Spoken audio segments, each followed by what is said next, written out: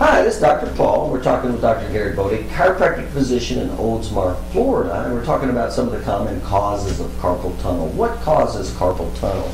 So, Dr. Bode, you treat carpal tunnel in your office, don't you? Absolutely. Now, what have you found with the patients you've seen with carpal tunnel? First of all, if you don't mind, can you tell us exactly what is carpal tunnel syndrome? Carpal tunnel syndrome is something that patients typically acquire from an overuse type of injury, either from sitting at a typewriter too long, or in my mother's case, swinging a golf club too many times in one day. But it's an overuse type of injury where, and basically what it is there is a ligament that crosses the palm side of the hand. Under that ligament there is a nerve root called the median nerve that goes into the hand and supplies the hand with motor function.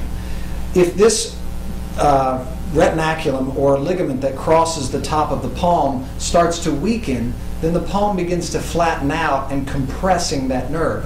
When it compresses that nerve, it creates pain into the hand or numbness into the hand or even possibly loss of function of the finger. So it's very specific. It's compression of that median nerve. Absolutely.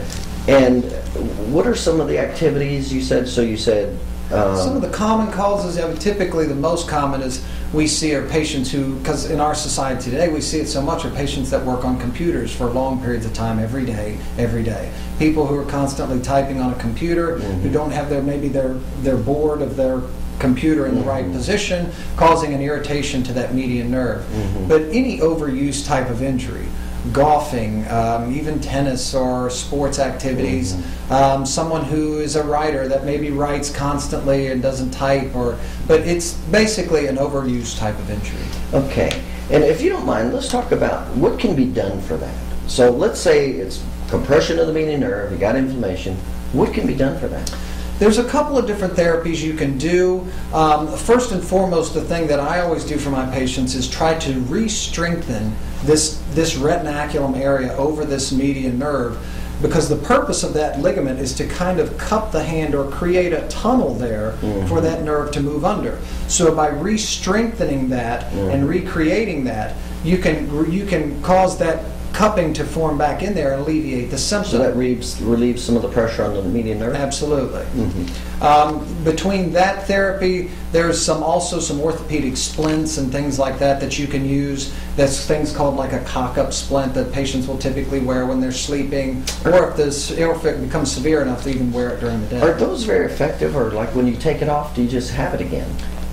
Typically they'll help to give some relief, but most of the time the relief you get is while you're wearing the splint. Right. And once it comes back off, it's not addressing the root cause of the problem, it's just alleviating a symptom. It's very similar to saying, gosh, I have pain in my hand because I have a nail sticking in it, and let me take 3 aspirin. Boy, my hand doesn't hurt so bad. But it doesn't take the knife out of the nail out of your hand. Right, that makes sense. Now, what are some of the other therapies you would use? So you would strengthen the muscles. What else would you use? You can use some ice therapy as well. You can use some ultrasound to help alleviate. What's that do? What's ultrasound do? Ultrasound, basically, it's a way of using sound waves in not in a diagnostic way, but in a therapeutic way. And by changing the frequency, you get to this therapeutic type of sound wave that goes into the area here. It applies basically a deep warming or heating effect into the area, helping to alleviate and give some soothing tension or traction into that area of the wrist. Okay. Is that something where some of your other therapies that are electronic based would help?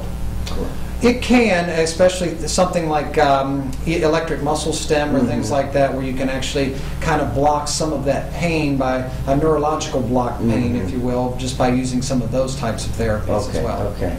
Any other therapy? So you would use the ultrasound. So it sounds like you're really focusing on decreasing the inflammation and strengthening those muscles. That's really the most you can do for that.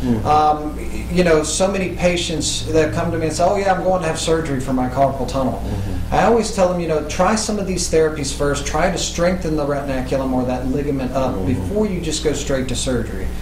You always want to go from least invasive to most invasive, and so many patients want to jump to surgery as their first thing to do, and it should always be the last. I can understand that if you don't know any better. Then when is it that a person would need surgery? if they have carpal tunnel? If they have carpal tunnel and they've gotten to a point where not only are they having the pain into the hand, but they're losing some of their deep tendon reflexes or even getting some weakness or loss of function into the fingers, it might be getting time to where you want to definitely have a surgical consult. Okay. But carpal tunnel is something you routinely treat in your office? We do. Yes, sir. All right, very good. And again, we're talking with Dr. Garrett Bode, chiropractic physician right here in Oldsmar. If you're having any carpal tunnel, certainly feel free to give Dr. Bode a call. You take care.